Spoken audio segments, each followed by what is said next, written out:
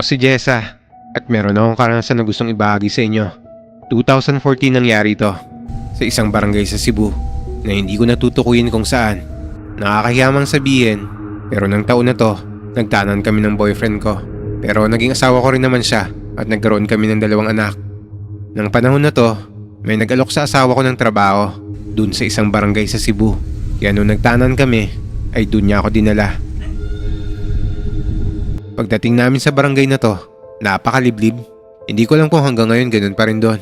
Kasi 11 taon na rin ang nakakalipas. Yung barangay na to, para siyang sitio. Pagdating namin sa barangay na to, gabi na. Yung kinuha naming paupahan, looban pa siya. Parang likod ng maraming bahay.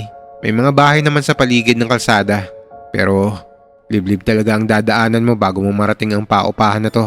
Para bang yung main road lang ang may mga bahay. Pero pagpasok mo sa looban o likuran nito, magubat na siya. Pagdating namin sa tapat ng bahay na uupahan namin, sinalubong kami ng landlady.